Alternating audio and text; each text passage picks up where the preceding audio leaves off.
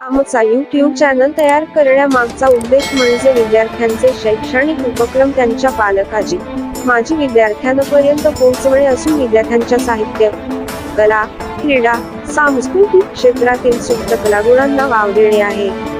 परिवर्तनवादी महापुरुषाची जयंती, पुण्यतिथी व महापरिनिर्वाण दिनानिमित्त विद्यार्थ्यांमध्ये वक्तृत्व स्पर्धेचे आयोजन करून समाधीतपणा निर्माण करणे, विविध सांस्कृतिक कार्यक्रमाचे आयोजन करणे हाच आमचा उद्देश असेल.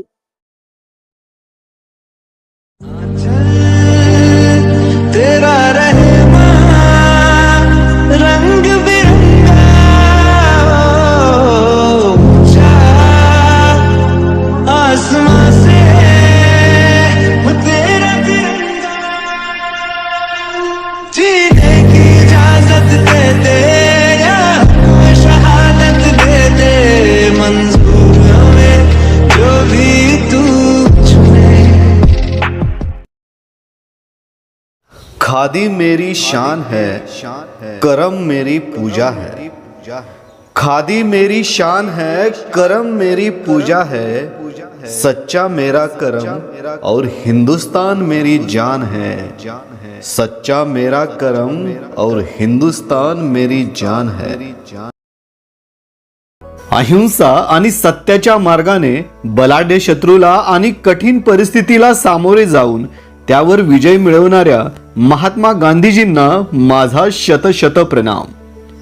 आधुनिक काळातील युगप्रवर्तक नेते म्हणून महात्मा गांधीजी यांचे नाव घेतले जाते. भारतीय जनमानसात त्यांचा खूप मोठा प्रभाव होता. हे आपल्याला गांधी युगावरून दिसून येते. लाल बहादूर शास्त्री यांची माहिती जाणून घेऊ.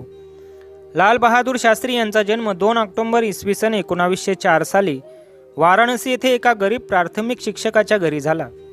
ते 1.5 वर्षाचे झाले तेव्हा त्यांचे वडील निधन पावले. माता राम दुलारी आपल्या मुलांना पदराखाली घालून माहेरी आली.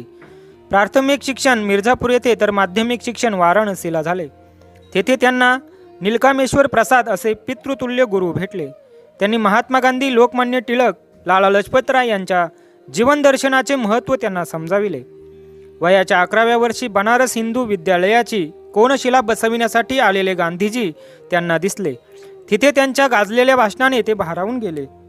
मग त्यांनी गांधीजींची पाठ कधी सोडली नाही. चंपारण्य सत्याग्रह, रौलेट ॲक्ट, जालियनवाला हत्याकांड इत्यादी घटनांचे प्रतिसाद त्यांच्या मनावर घर करून बसले. विदेशीवर बहिष्कार, स्वदेशीचा वापर यातच लाल बहादूर गुंतले व त्यातून सुटताच पुन्हा विद्यापीठात दाखल झाले. काशी विद्यापीठाचे शास्त्री झाले. सर्वटस ऑफ दी पीपल सोसायटीचे सदस्य झाले. शैक्षणिक आणि सामाजिक सुधारणा हे त्यांचे ध्येय होते. समानतेचे सूत्र होते. इसवी सन 1928 साली लाला लजपतराय गेले व पुरुषोत्तम दास टंडन सोसायटीचे अध्यक्ष झाले. ते अलाहाबादला दाखल झाले. त्यांचीच अध्यक्ष म्हणून निवड झाली. विधायक कार्यकर्त्याची ती पाठशाला होती. आचार्य नरेंद्र देव, आचार्य कृपलानी, डॉक्टर भगवनदास, डॉक्टर संपूर्णानंद, श्रीप्रकाश यांचा परिचय व मैत्री झाली. भारत स्वातंत्र्यानंतर त्यांची संसदीय सदस्य म्हणून त्यांची उत्तर प्रदेश राज्यात नियुक्ती झाली. 15 ऑगस्ट 1947 रोजी गोविंद वल्लभ पंत यांच्या मुख्यमंत्रीपदाच्या नेतृत्वाखाली पोलीस व परिवहन मंत्री झाले. नेहरू शास्त्रींना काँग्रेसचे मवाल धोरण मान्य नव्हते. इसवी सन 1937 मध्ये सत्याग्रह करून ते कारावासात गेले. सत्तेची लालसा नव्हती, पण इसवी सन 1946 साली निवडणुका झाल्या. ते गोविंद वल्लभ पंतांचे सेक्रेटरी झाले. पंत गेल्यावर ते उत्तर प्रदेशाचे मुख्यमंत्री झाले.